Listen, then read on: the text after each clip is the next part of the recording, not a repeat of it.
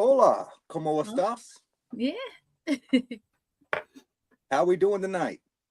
Jamming to the music as always. I can't help it. I can't I help it. always in the background. Yep. Yes, it's another Wednesday, so y'all know what that means. Another episode of the Paranormal Unveiled podcast with myself, and my co-host Gwen Johns. Tonight we have an awesome show lined up for you. I first met this guy quite a while ago. Um, Let me tell you, the dude knows what he's doing. He knows what he's talking about. Not only is he an author, he's a paranormal investigator. He's also a demonologist, and he has a bachelor's degree in psychology, and he's working on his master's currently. And he just has so much insight. And we're definitely going to hit on a few different topics tonight. You know me, I have my list of questions over here that I very rarely ever stick to. So Exactly. I should probably pick that up. I'm going to need those. But hang on. But it's gonna be a fun show. It's gonna be a good show. I'm looking forward to this, and I'm happy that we finally were able to get this worked out and scheduled up. So, without further ado, please welcome to the show, to the Paranormal Unveiled family, James Annitto. Hey guys, konnichiwa to Hey. keep up the other Konnichiwa. languages. Yes. Unfortunately, being raised in Alabama, I had to take Spanish in high school. And for the record, Good to know. I horribly failed. It was Well, literally poquito español. it was literally the only class I ever failed, and a lot of it's because I can't roll my R's. Yeah, me neither. Yeah, I broke my jaw vertically when I was about 12, and it gave me a slight speech impediment. That's why I kind of have a lisp. Yeah. Hey, you know what? I thought you were gonna say because you were New Englander. I can't even say my O's, so it is what it is. Unscrewed. It's like kaya. Go ahead. Could we put the little banner at the bottom? You know what I'm Oops. talking about. Yes, thank you. I was about to do it. Because what I was gonna say was James is basically saying I can't even pronounce my R's, so fuck trying to roll them. Yeah, right. It's basically. So, James, first and foremost, I want to thank you. Hey, Thomas. Hey, everybody. I see you guys joining in. First and foremost, I want to thank you for coming on the show for an hour. Mhm. And I'm looking forward to this conversation. I think it's going to be very enlightening. I think it's going to be eye-opening. And I'm looking forward to it. Me too. So, first thing I want to start off with is you've been in the paranormal for a little bit over 2 decades now. Yes. And so, can I ask you, what got you initially started on that journey? Was it always an initial interest, or did you have an experience that kind of pushed you in the direction of saying, hey, this is something I want to look further into? Yeah. So to keep it short and sweet, because I could take the whole hour talking about it, but Brother, it's really, your show. Yeah, it's your show. No. I think enough people have heard about it. Where basically, it was a religious thing that got me into the interest of the paranormal, the preternatural, supernatural, whatever you want to coin it. And of course, that fascination led me more towards life after death, which is one of the biggest no's that most humans think of, because nobody wants to die, and as much as even if you're religious, you still have a fear of death. But so it was really the anti-religion at first. I was raised in a very traumatic situation, had a traumatic experience, and with my adopted family, I basically went to church every Sunday, and I was like hearing these things, and it just made me start questioning. And then as soon as I could cognitively understand things and be able to pick up books and go to the library, I started just reading religious books on ghosts, aliens. I'm a big Star Wars guy, so I love science Nice. fiction. So it really kind of was all that built that interest. I unfortunately, or fortunately, I should say, I never had experience growing up in that sense. But I think what I went through to get me into this road was a lot worse than maybe a haunting. But that's questionable, because I've seen some people in hauntings and turmoil, and it's that same pain, right? So you can never say their experience is greater or lesser than yours. But yeah, that's kind of what got me into it. Just interest in being inquisitive, and good and evil, and life after death. And I still love my aliens and my cryptids. Who doesn't? Who doesn't? Yeah. I actually wrote my 9th grade book report on Area 51. So yeah, you gotta love a good alien story. That's awesome. Look, don't judge me, Gwen. Okay? I'm not. I'm a nerd. I'm good. I'm good. So it kind of sounded like to me what you were saying was when you were younger with your adoptive family, the religion was kind of forced upon. Yeah, in some way, yes. Well, it wasn't forced upon; they were already in that, right? So I have to, Okay, as a child, you have to conform. And you can say it's forced, but it's your parents, or regardless, adopted. But yeah, they were Lutherans before they had me and adopted me. So that was just that's fair. they're not gonna stop their life, right? That's fair. And but a lot of these questions were presented to me, and also thinking of the stories that being told and what I remember what occurred to me, right?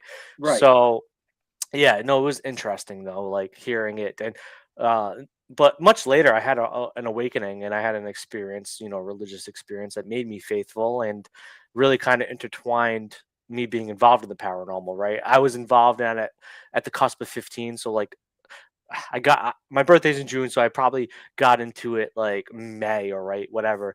But so I got investigating it at 15 years old because the show is Most Haunted, Mhm.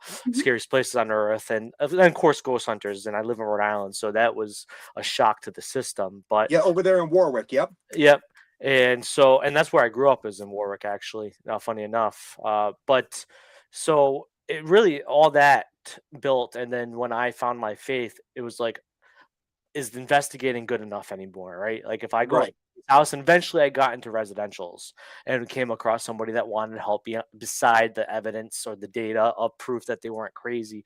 And I was like, I don't know what to do. And that's what put me on that journey of mixing my faith and my ministry work that I was doing at that point in time after the military. Um, Thank you and for your service. Thank you. But so I formed ministry and investigating, and that's what I've been doing ever since. I like it. I like it. Yeah. So we're gonna go back to something else there, and I Hmm. might forget. But I want to touch on that later because it actually kind of was going into something else. I know what it is. Never mind. Okay. I have spaceball moments. You have to Hey, excuse we me. all You're do, brother. you're a Star Wars guy. I'm a Spaceballs guy. I like the Schwartz. Okay. I can't wait for But the second one. I know, right? It's gonna Yeah. be awesome. But so, do you feel like your background in the faith is kind of like what pushed you into going into the realm of demonology? Because that's not something that everyone is open to or willing to tackle.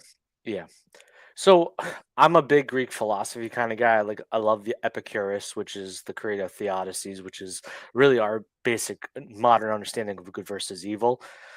So really, I love looking at like human sin, which is hamartology, which is the study of sin, and of course theology and good versus evil. And I am a Christian, so the aspect of this eternal war between good versus evil and the reckoning day in Revelations. So it's like all that stuff. Also reinforced like the idea of a heaven or spirits. Where do they go to? So but really what was the catapult point that kind of took just that interest in that study, because I've been studying a very long time, is that I was a leader of my own group, or a co-founder of my own group called Ghost Hunters Supernatural Truth, um, back in 2010, 2009. And so it was Andre Corrier and a couple other people that used to be part of a group called Rips, and they're famously known for being on a episode of the Haunted Demon Attack, which was one of their most illustrious episodes in viewership. But That's probably where I know them from because I've heard the um, name. so they worked with Carl Johnson, and I had already met Keith Johnson because I used to be electronics manager at Walmart, and because I'm a big techie, and so I was just like, I saw Keith shopping because he lives in Warwick as well, and so doesn't, well, Carl doesn't anymore, but he used to, and so I met Keith a couple times. So when Andre told me he could get me in touch with Carl, I was so fascinated because they're beside the Warrens and a couple other people, such as like Adam Bly and stuff like that. Really, on Ghost Hunters, the first two seasons, they were presented as demonologists, and so it fascinated me. I knew of them because of the history of The Conjuring, and so I was like, okay, well, I reached out to Carl. We got really tight and talked a lot, and they had an opening in their group at the time called Beyond the Veil Paranormal. And they invited me to be on their tech manager because I was good at setting up DVRs and understanding the electronics of everything. And so I became part of his group, and that sealed the deal. I was working with the demonologist, and after we went our separate ways, that's what I catapulted off of and wanted to continue doing. And for a long time, even though I'm still always studying, I coined myself as a studying demonologist at that point in time. So, but that's really what got me involved in it, working with one and being interested in it. I like that because I met Carl for the first time, I think about a year ago. And he's such a nice guy. He is. He is such a nice guy. A matter of fact, he was supposed to come on my podcast, but I think some health issues got in the way for him. Yeah. And so we're going to reschedule to have him on a later date. But so with doing all of this work and working with Carl and doing your study, to me, something you said resonated with me, the constant learning thing. As soon as you feel like you've learned everything, then there's a problem. Of course. Because there's nothing that you can learn about this field that is absolute. It's very, very true, and especially when it comes to even the paranormal, but even religion In general. In general, life in general. Like you could live 90 years, 100 years of life and still have not done everything that is applicable to living on Earth. So it's like it's imperative to think that it's like you never stop learning, you never stop experiencing, traveling, doing things, right? And the paranormal is that, because if we had the answers, it wouldn't be called the paranormal. It would Right. be it would be the normal, right?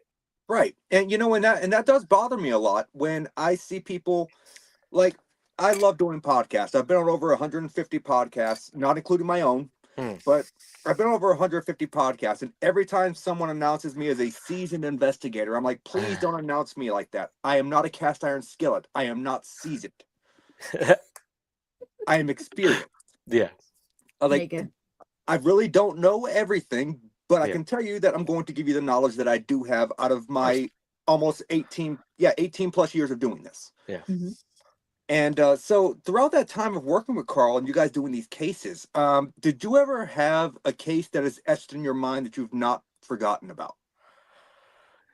With Carl, we never really, I would say, tackle anything that would call demonic. That was something on my journey after separating from that group. But one of the experiences that I had, and I haven't told this story in a long time, but it really is a levy of experience in understanding good versus bad, or even mental health, or the human element, right? Which is a lot of what my book's about, is the human element, but also the realities, the possibilities of it, of the paranormal. But we got a case, I think it was in Connecticut, if I remember correctly, but they had called, of course, the Carl and Dina, who were the founders of that group, and I'm just there to show up and set up the equipment and do everything. And so we walked in. One of the things they were experiencing were hallucinations or observations of apparitional forms, and other phenomena like scratches and stuff. But as soon as we walked through the threshold of the door, and you could say, okay, well, it's demonic, we ate this foul smell, right? That sulfur smell that you think of, or this obnoxious, nasty, ugly, putrid smell. And I call it rotted meat mixed with burning hair. Yes, I just call it my farts, but that's fair. Yeah, but what's it called? But in all seriousness, we walked through and we got hit. Like, we were like, oh, ugh. And then, like, one of the questions is like, do you have animals and stuff? And they're like, oh yeah, we have a cat. And so I'm very inquisitive in the sense of like looking through rooms, and not like through people's stuff, but looking at the homestead, like the location, just seeing all the nooks and crannies that they said they were on medications. If they have pill bottles, I try to use my peripheral vision and you have to and see, okay, well, they lying, maybe they're on psychosis medications or whatever. But so I was just, after a lot of the questions and like their experiences, and mind you, we're sitting on the couch, and this is gonna lay up the whole story in a second. I don't know why they thought I wouldn't, or I asked them if I could look around. I walked into this one room that had the door shut. It was pitch black, and I turned the light on. Mind you, there was like 10 cats in that room, which is illegal, by the way, in most states. I walked into the room. There was 10 cats, and it quickly came upon me that that smell wasn't a demon. It was ammonia from the pee. And it was all over the couch. We were sitting on it, and we realized. And I told Dina and Carlos, I was like, "Hey, yeah, um, you just been sitting on cat piss this whole time." And so we were like, "Ooh," we quickly, we said, "Hey, do this, do that," and we got out of there, like, because Right. we're like, we know what's going on. Like, they're hallucinating because of the ammonia. Maybe they're accidentally scratching themselves and then coming to themselves to realize what scratched me. And a lot of their behaviorisms can be taught off that. If you look at overdose of ammonia, too much Yeah, inhalants of it, it's true side effects.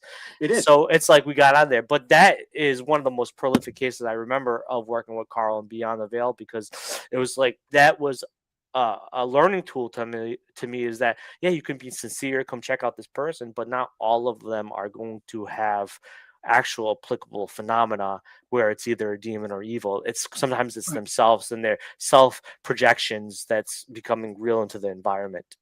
Right, right. And so, first and foremost, before we continue on real quick, I want to say, hey, Resnick, I seen you down there. JD Hill, I saw you tuning in. I saw Morgan. I saw a bunch of people. Like Triana, I saw her. I saw her. Candace. Yeah. I love Triana. I've known her for a long time. Look, guys, I try my best to acknowledge you when you tune in, but I'm not going to interrupt my guests if they're speaking. I'll just do this. So if you see me do this, I saw it. Okay. Yep, niece. But this is it. I do the Richard Nixon, so yeah. I love it, dude. You should get you a Richard Nixon mask. So anytime someone joins you just throw it over your face and do that. That'd be cool. But so circling back to what I told you about earlier, I told you we were going to kind of backtrack a little bit. Of course. Exactly what you were just talking about is why I feel like there's so many people these days, and I'm not saying there's anything bad about the people that do the paranormal a lot of these times, but they're so inexperienced.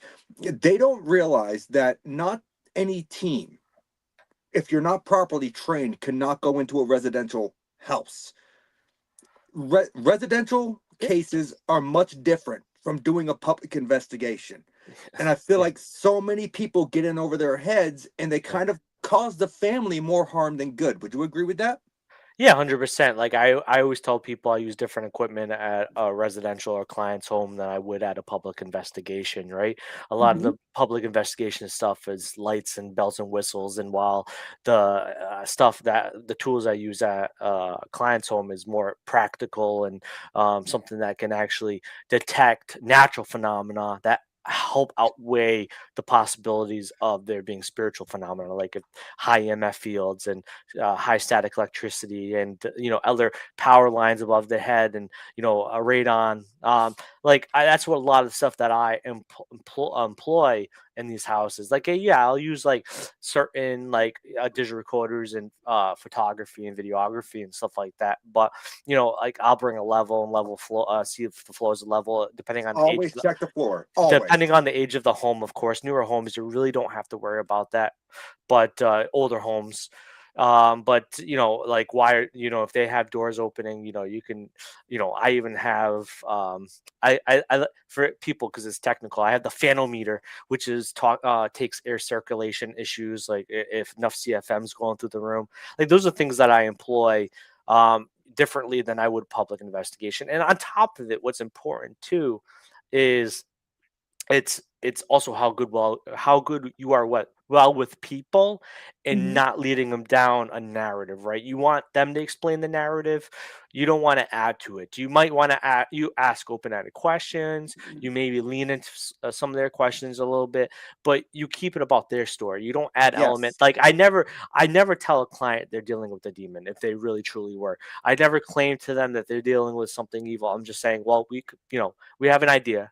This is not empirical, but we have an idea. We're going to lead on to this, and then we're going to try to do our best to help you. This is what you need to do to aid us in helping you. You need to help yourself as well. So a lot of the techniques I use are different. So for a lot of teams that are, ghost hunters, as I like to call them, which is the hobbyist of it, to a paranormal investigator, which I think would be more of this aspect of actually employing some sort of minute science into it. But It's that, you can't take a ghost hunter and put them in residential because they're going to use the No, ghost boxes. They're going to use the SLSs. They're going to use a lot of these pieces of equipment that can easily have false positives where they're going to believe that they're actually talking to something. And then most of the times these people actually have the family involved in it, which either spooks them or makes them believe more of a narrative or what could not possibly be there as agreed. well. Agreed. And I'm actually going to have fun here soon because with my income tax check, I'm going out to buy a Windows operated laptop so I can build my own SLS cam. Mm, I have the actual the stuff up here to do it. I just haven't nice. had a Windows operated laptop. And I'm going to show people how you can trace back false anomalies using an SLS. Do not Yeah. trust everything you see. Dude, I tell people, like, I am like you, I know we could have geek talk for hours, dude. Oh, for Um, sure.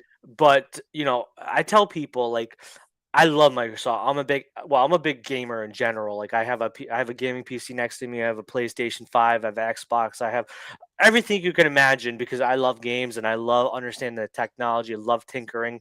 I'm actually going to change out a fan in my PC probably after the show. But yeah, I tell people if the Connect, which is SLS, if the Connect The or the Xbox Connect Connect, yep. 2 was so well and created well and was this magnificent tool, why did Microsoft disconnect it? It wasn't because of Exactly. poor sales, because the Xbox One all came with a Connect. They realized that technology, as good as it was and decently as it was, there was a lot of holes in it and a lot of mapping issues that were with the camera, even the Connect 2. That's why it didn't get packaged with the unit, and they try to use it as a niche for the people that maybe did like it because the Wii and a lot of these motion controls were very Yep. popular at the time. But why did they discontinue if it was such a great piece of equipment? And then now people Right. use it for ghost hunting or paranormal investigating, and I'm like, yeah, could it possibly? But you reflect so much shadows, and in any house you are in, every surface is reflective. Yes. Walls are reflective. The windows are reflective. Depending on what floors you have, they're reflective. So Yes. you cannot think that your shadow is not creating that stick figure. No, I agree with you 100%. So Yeah. actually, whenever I start assembling the camera, I may reach out to you for some technical advice, just to be safe on putting it together correctly. But I can tell you right now, my whole intent is not like other people. I'm not building a camera to detect the paranormal. I'm building the camera to show you why this camera it doesn't work. Oh, I agree, man. I love that idea, dude. Yeah, I love how you tinker and you kind of lay out the law. It's awesome. And because I can tell you right now, I have used a ton of SLS apps, which for the record, they suck. Read my book, you'll know. But Yeah, read his book. but I can tell you right now, they suck. They map everything. Here's the thing: if similar to the Connect, right? If it Yeah. maps something that looks even remotely like a limb, it's going to map out something. Yeah. I have seen SLSs on ghost hunting shows map out a doorway. And you can clearly see that the doorway has those like ornate indentations. It's picking up on the indentations, which is therefore causing the figure. Yep. Yep. But everyone sees it and they're like, oh my God, it's a ghost. No, Yeah. it's not. I did a study one time. I love to experiment. I do a lot of it on the side or at private groups. I put like a lampshade, like a three-prong one, and I put it at an angle where it would cast a shadow, and then SLS'd it, and then of course, the shadow of the lamp post actually picked up as a stick figure Yes. and was moving like it was a person because the shadow was moving because of reflection changes or people moving in the environment or moving one certain objects that would bounce off that light. Yeah. I've done it, man. It's crazy. It's crazy, but And you know, that's I the get key. yeah, That's the key is people have to realize your body suffers from something known as the ideomotor effect. yep, You make constant micro movements. yep, So the reason the stick figure looks like it's moving is because you're actually moving when you think you're not. yeah, 100%. Yeah, James Randi did a good thing on audio response when it came to James Randi. Ouija boards. Yeah, I know a lot of people hate on that, but it's true. They've actually been true scientific studies in labs with the Ouija board as well with the ideomotor response, right? With people moving the planchette without them actually Yep. knowing they're moving the planchette, but of course through brain signals and mapping of the human body of our electrical self, they knew they could see the pulses of the hand moving. Yeah, The and Ouija board. Yeah. me and my girlfriend Morgan, we actually have a game over here called Ghost Rider that we're testing out for my paranormal app Nice. test channel. But it's not an app, obviously, it's a board Yeah, game. yeah. But this thing literally is designed in a format to use like a Ouija board as far as putting the fingers on the planchette. It's a conduit for automatic writing, is what it is. Yeah, of course. It's like that famous viral moment that happened with Charlie, the Mexican demon, right? Oh, From Charlie. yeah, that kind of with the two The pencils stack and of stuff two like. pencils with the Yeah, yes, no, yeah. yeah. It's but that was, of course, that was part of the movie The Gallows, right? What a Yes. viral phenomenon, but so many people fell for it, right? Oh, absolutely. And so Yeah. many people out there believe there was such a real thing. And you had Mm. all these teenagers out there building these little pencil boards, and they're like, oh, Yeah. I want to, yeah, Well, man. well, think about it too. To add to it, like look at talk about old techniques like using physical objects, like a Hans holster with bells and stuff. But even better, right? Where Mhm. was I going? Crap, I lost my train of thought.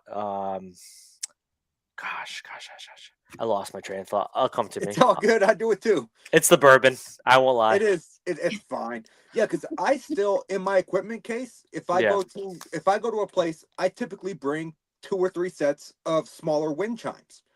Oh, yeah. Yes. And I set them up because if I constantly hear them ring, I know there's a draft. Yes. That could plausibly explain a cold spot. Yes. Hey, also, I finally remembered. I know that has nothing to do with, but an old technique, skyring the mirror, right? Yes, yes. But look at the old myth of Bloody Mary, right? Saying Bloody Mary Right. 3 times in the front of it. That's a form of scrying, right? But it's It also is. like self projection as well, that something's gonna create and happen as well. But yeah, but wind chimes great thing to use in a house, as well for cold spots. Also, detecting air movement, and if you've canceled out any infiltration of air, right?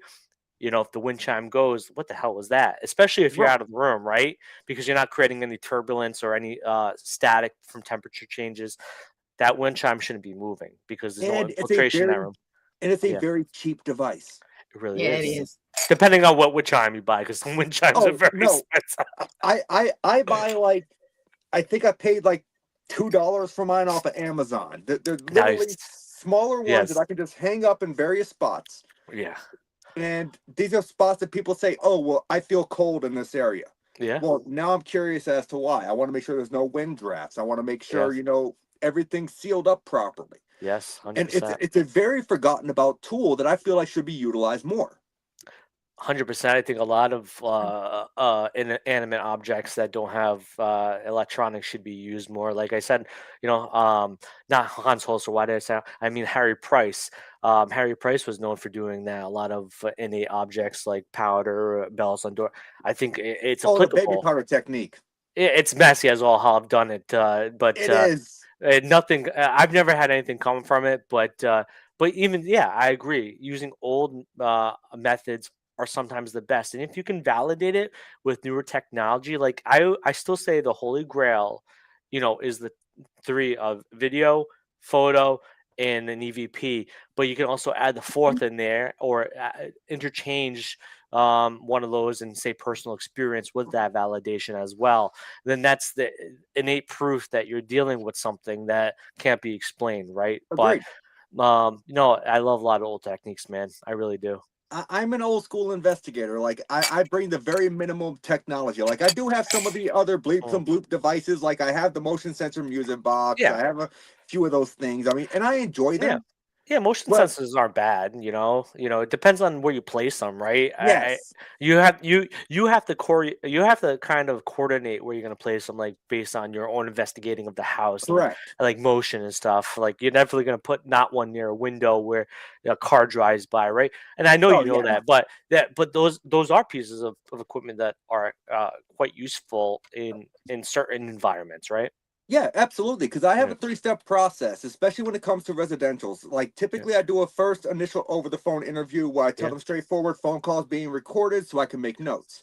yep, Then I sit down with them in person. I take them out to lunch or something. We sit down and I ask them pretty much the same questions, and I see if their stories vary at all. Third one is where I go to the actual location and I'm sketching out things. I'm looking for power lines. I'm bringing an EMF yep, detector with me because I want to know if there's unshielded wiring. I want to know if they have knob and tube because it puts off a completely different output.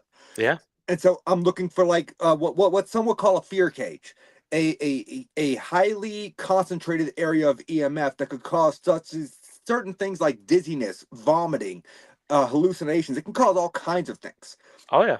And so I note that in my notes. And once I've ruled out everything that I could think would be natural, that's where I'm like, okay, maybe there's something going on here and I'm going to check it out. Yeah, 100%. I think that it's important to look at it through that lens. Like, I tell people, I was talking before the show because you said, "Oh, I see you wearing a hard hat and here and there." I work in construction. I work in HVAC. I'm used to checking for 24 volt, but I also do work with electricians and plumbers as well. And I picked that up over time, being in the field now, sitting in the office. But I tell people, I don't say this in public events because it is a pony show. Some people don't want to learn. Some people just want to experience the roller coaster ride. Right. And if they're paying, you want to give them. You don't lie and don't fabricate, but don't also ruin their time as well. But for the people that are willing to be I just tell educated, them the truth. yeah, There you if they go. if they ask me, I tell them. As some people, the mystery of it Right. is enough for them to be excited. Correct. And I tell people, EMF meters aren't it can't be used at a constant.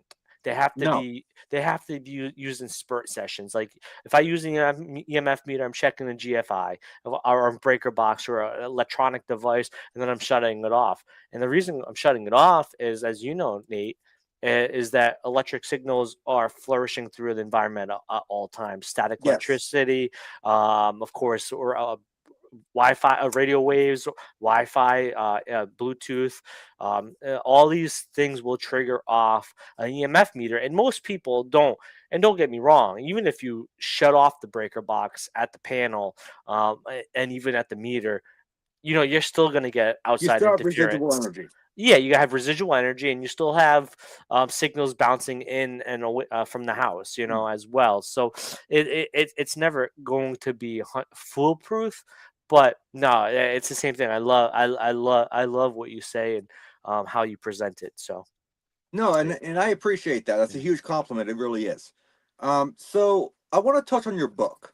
yes, So do you have a copy of it sitting in front of you? I have a couple copies, so I'm gonna flash them. All right, ready? No, flash them. Promote your stuff, brother. Oh Please shit, that's do. upside down. Yeah, I'm gonna just do this the whole show. You can't see my face, and I'm gonna plug it I love it. shamelessly. I love it. Shamelessly. So Yes. without giving too much away, can you tell us a little bit about the book and what the readers can expect? So yeah, what I tell most people, you're either gonna love it or hate it, depending on how much of a believer or how much of a skeptic you are. Really, what the book views and why I wrote it first is because I'm currently in my master's psychology journey, and psychology has been an equal love due to the trauma, as religion and the paranormal.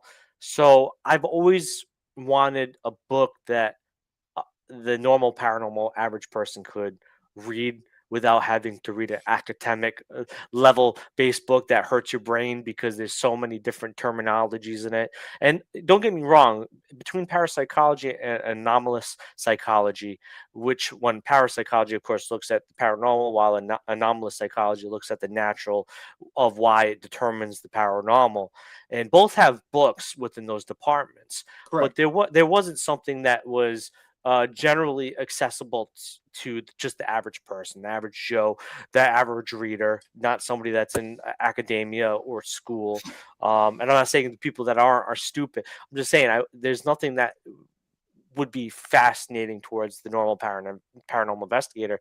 So I wrote a book that looks at three different parts. The first part spirits, the second part is demons, and the third part's the human aspect of it. The first part talks about why people deal with paranormal phenomena, how it expands culture, what they experience, famous haunting cases, from Australia to India to the UK to America.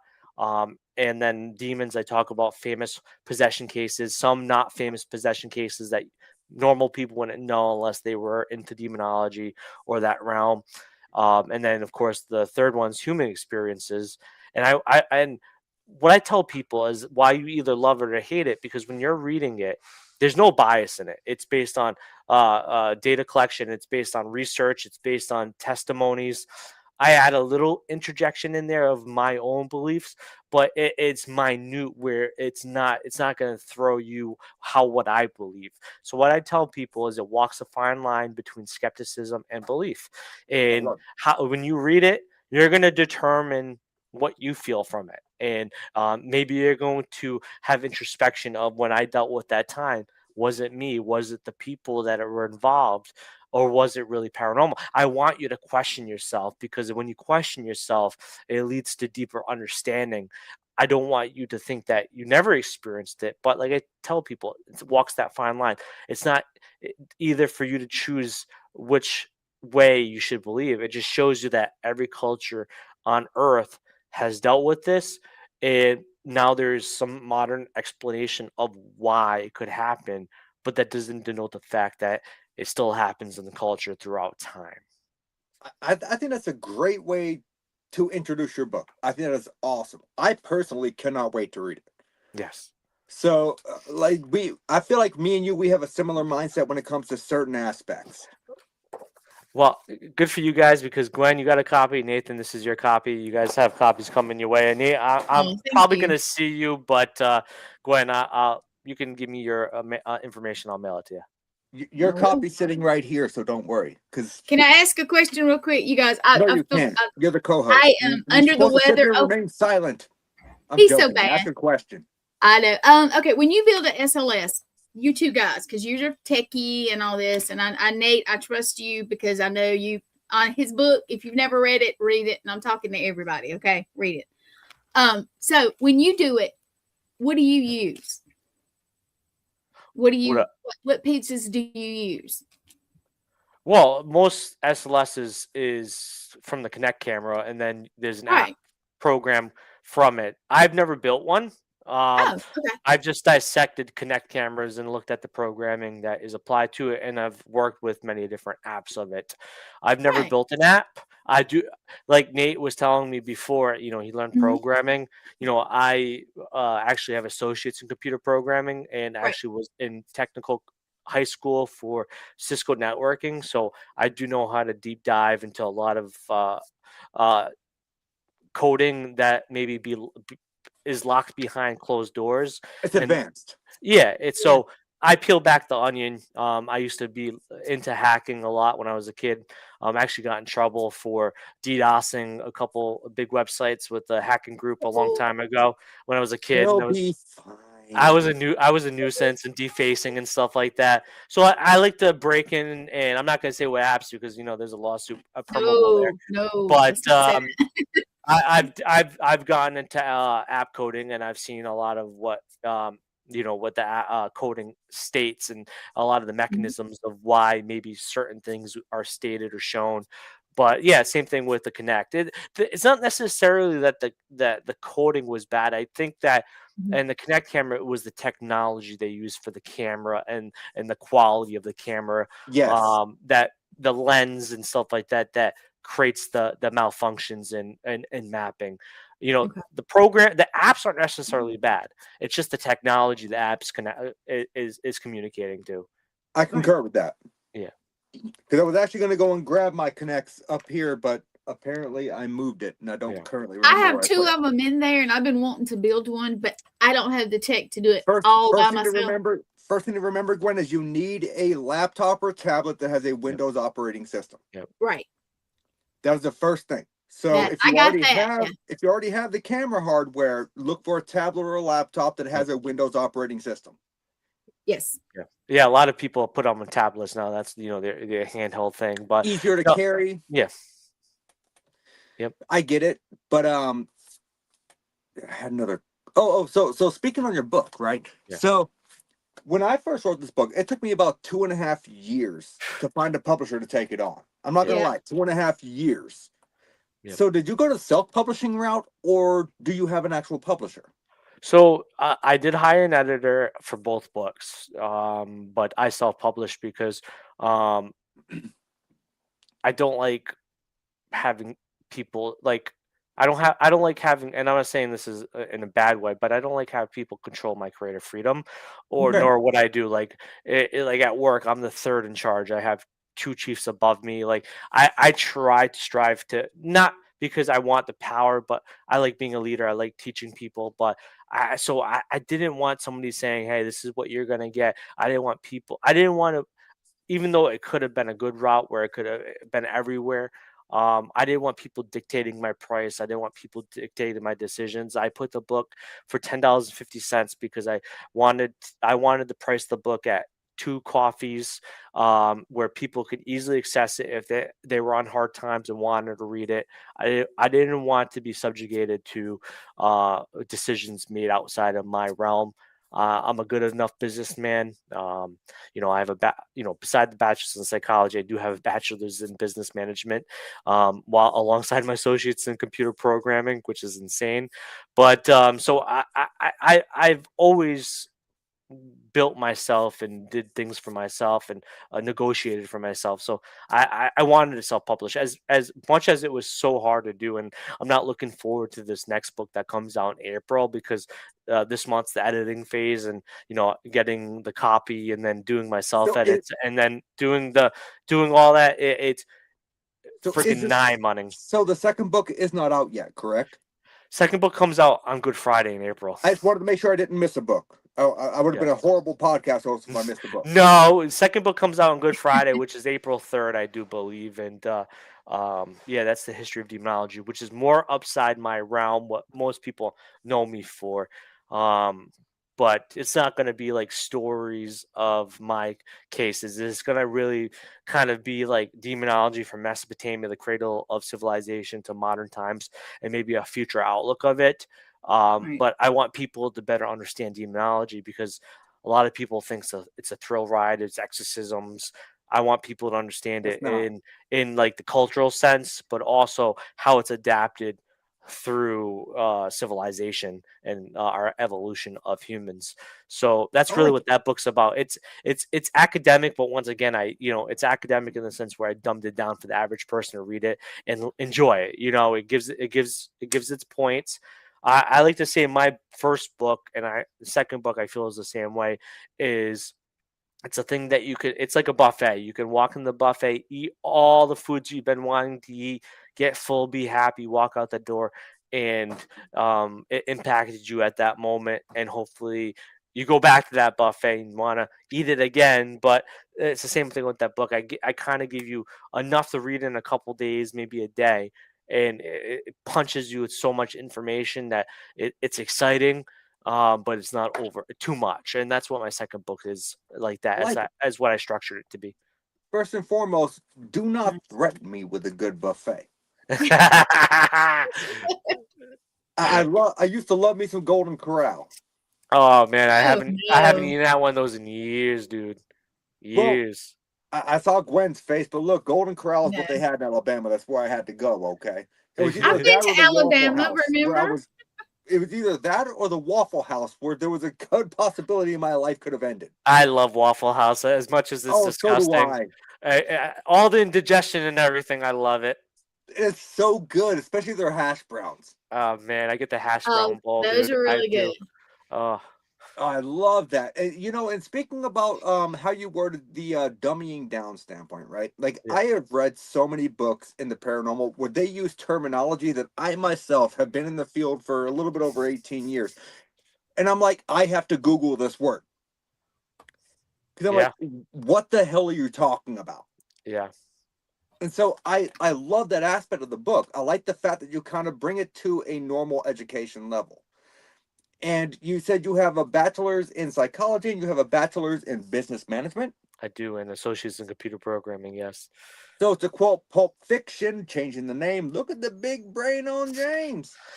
I've been a lifelong academic, to be honest with you. Since when I did my basic in AIT, I served a year. I got medically discharged, and after I got medically discharged, after my year of service, um, I just was in school since then. I've been in school basically since I was 20 years old, um, and I've taken my breaks, of course, but I just you know academia has its issues, of course, but Yeah. I feel like I could be self-taught, or I could have the accolades and credentials through To show it. very reputable schools, because I can show you something that I took these tests, I wrote these essays, I wrote this capstone, I did this and that, I programmed, I did business calculations and essays on that, and MLA and APA and all that lovely stuff, and I can show you that, or I can say I've done it, and nobody will ever believe it, right? And that's Right. unfortunate a lot in the paranormal. And I'm not saying it badly, right? Every like I made a post about it the other day. Everybody wants the title, everybody wants to be the superhero, but you know it's good and all that you want to be that, but there are logical steps to doing a lot of what this field entices. There are Yes. specialties. And I work with people. I'm a demonologist, so I feel it. The psychology is very important with what I do. I Mhm. was a part of a church and another church, and was ordained in both. And even though I don't claim that anymore, doesn't denote the fact that I got those trainings from those theological bases, and I employ it. So I've always tried to learn from other people, but I also have tried to learn from academia and some of these snooty people that are in there. So No, and I love that because here's my thing. When you word it like that, as far as academia and and go into physical colleges, right? yeah, About 3 or 4 years ago, I did a YouTube video. There was a two-parter called "Scams Aimed Directly at the Paranormal Community." yeah, And it was those people that were offering their online degrees from unaccredited colleges. As yep, far as you could get specialized to do EVP, you could get yeah, specialized or get an accreditation in demonology. yeah, You could get, you could become a certified ghost hunter for $5. yeah, yep, I, I, I, Okay. yeah, I hate the people that fell for that. yeah. See, like get it. I'm a year out from my master's, right? I don't see anything coming from it. I'm already ahead of my dissertation paper with my book. That's the whole merits of it. I actually have true research going on through my school, which kind of has been abandoned because a lack of interest in population pool. It's still there though, and still being accumulated. And I still look at it, see more people have answered. But I find it interesting that certain people step away from that the realm of wanting to go to academia, right? Like I forgot what I was thinking of. I wrote a post yesterday about like people that claim to be priests, but like I work a lot with Father Bob. He's a great friend of mine. Amazing person. I see Mhm. him He every is. week. I see him every Wednesday. Well, this week I won't see him today because I'm on the show with you guys, but I'll see him on Saturday because we're going to Thomas's birthday on Saturday. And so, I see him every week. But he's a man that's a Roman Catholic priest, and of course, different denominations. Don't get me wrong; they have theirs. But man spent 8 to 10 years in schooling to be a priest and to get his degree. So that there's respect there. He went through that formation. He got that, while other people are going from laity, which is a normal individual, to a priest in a year. And I find Mhm. problems in that. I also find problems and I'm not targeting anybody. This is broad spectrum. Is that my hard work and my master's in psychology, I hate seeing people that call themselves a parapsychologist and have a doctorate in parapsychology, Oh, but that. have no psychology degree. Don't even have a bachelor's or master's in psychology. How did they go through a doctorate program without a master's? And if their master's was in freaking linguistics, they're not going to be able to do a doctorate in parapsychology because there's no cohesion between those I two agree with you. degrees. Same thing with um I can't oh, so speaking of good places, like, right, I taught a demonology class for a group called PPRI. I was the New England supervisor for a parapsychology group led by two actual doctors in parapsychology. Actually, one in parapsychology, but he had a master's in clinical psychology, and then this other doctor that was actual doctor in psychology. And they ran this group, a parapsychology group. They had classes, but they were like 4 to 8 week courses. But at the end of it, you got a certificate saying you passed introduction to demonology, but they didn't get a certificate saying you are now bestowed upon by Right. PPRI. You are a demonologist. So Exactly, Thomas. You have to do the work. Right. yeah. You have to do the work. So but once again, though, is that school didn't claim, or I didn't claim you to be a demonologist. You got a certificate saying, hey, you did 4 to 8 You weeks with James understand Annitto. the basics. You got to understand the basics. And I think most people should understand the basics, of They should. course. And that's why I give free mentorship too. As much as I didn't make a dime off of that school. They charged because they had to keep the website open and all Of that course, stuff. of course. You know, they're not actual nonprofit. They actually have a 503c and all that fun stuff. But you know, I do free mentorship. I tell people all the time, contact me. I will give you books to read. We can discuss those books. We can talk about my opinion of it. I give that for free because I I want will people take you to up on know. that because demonology is something that I've not really delved into, but I'm curious. I'm up for it, brother. I think it would be awesome to learn about it just to broaden my own horizon. It doesn't hurt. That's for sure. So can I ask you, I see we have about 7 minutes left. I'm not Oh gonna no. So have you ever been in a paranormal situation, regardless in your 2 decades, that legitimately frightened you?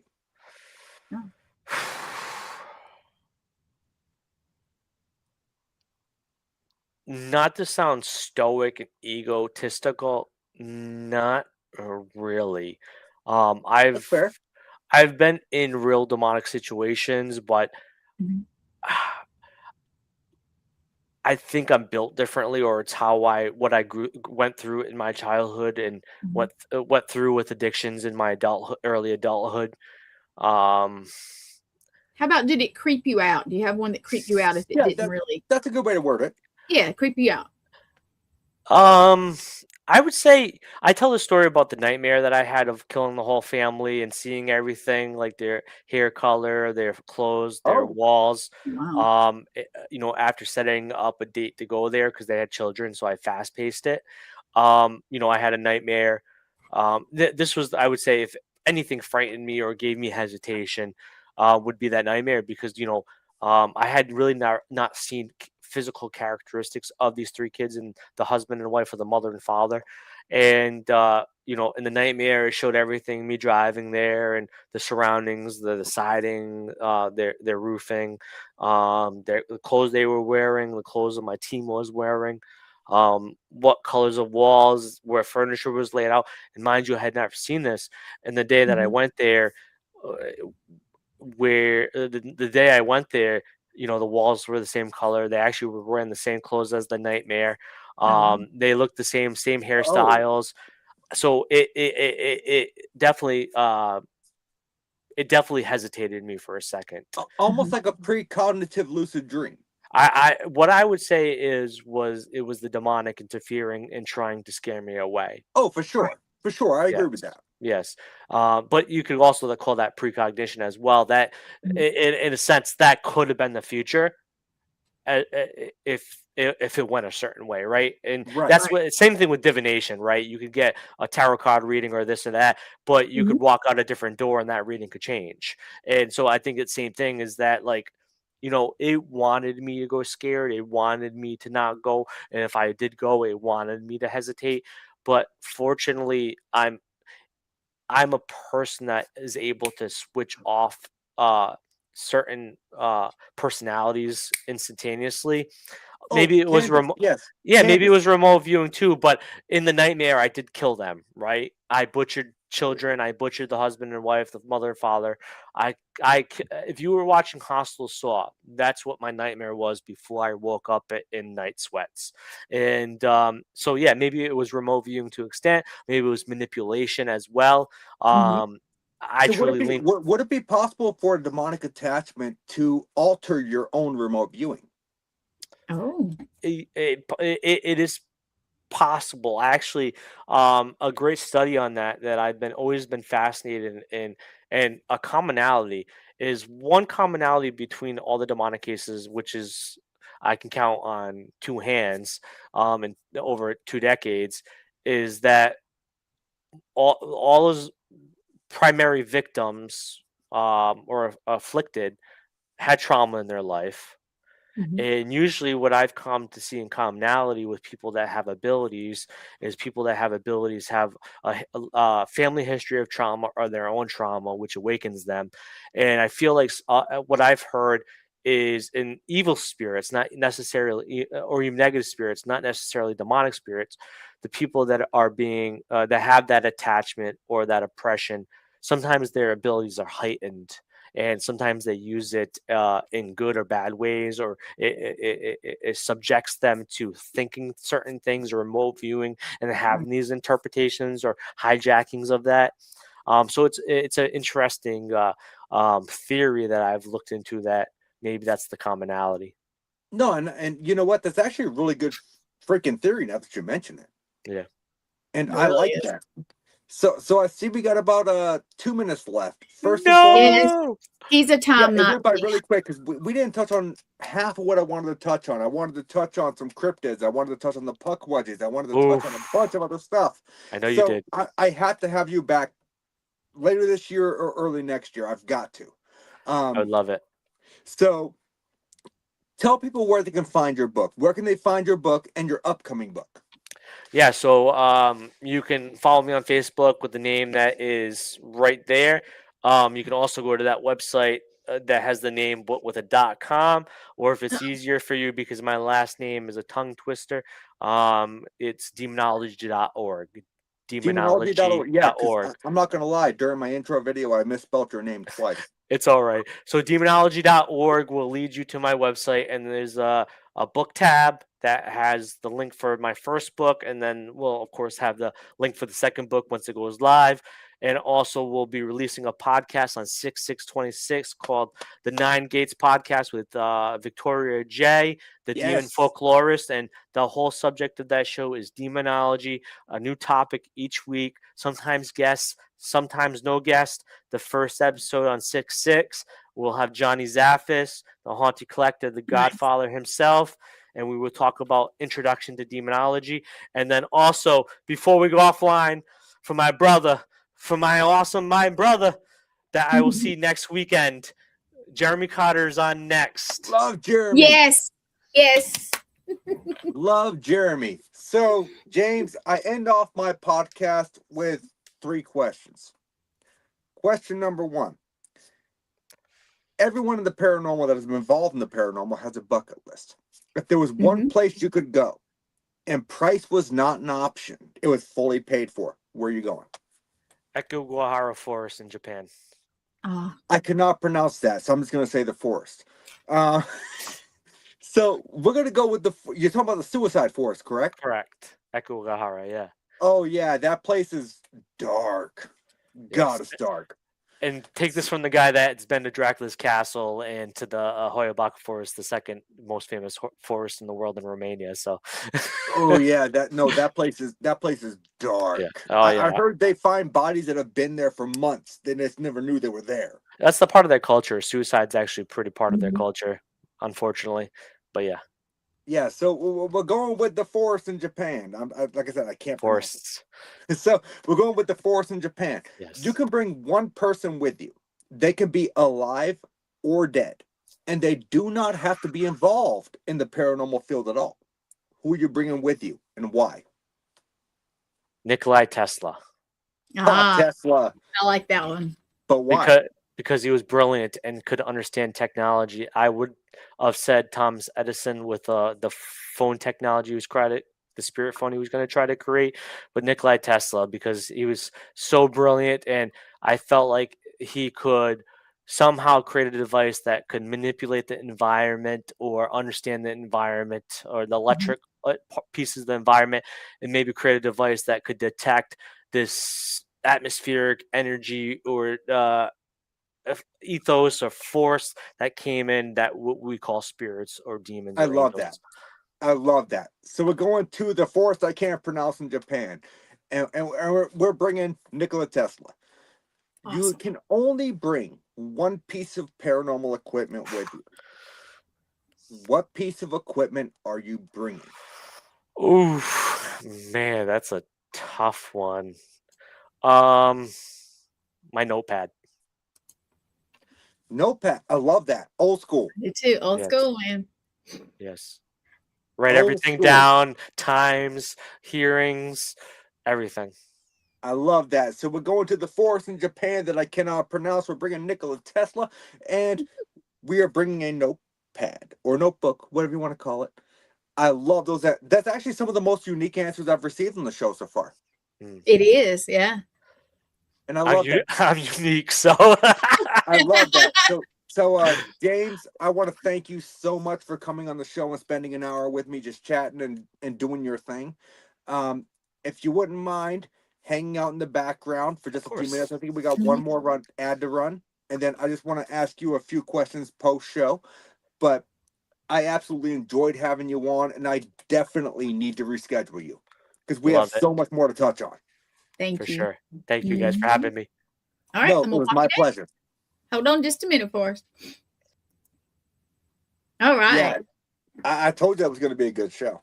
I was looking forward to it more than you know. So yeah, and there was several other questions that I didn't even get to hit on.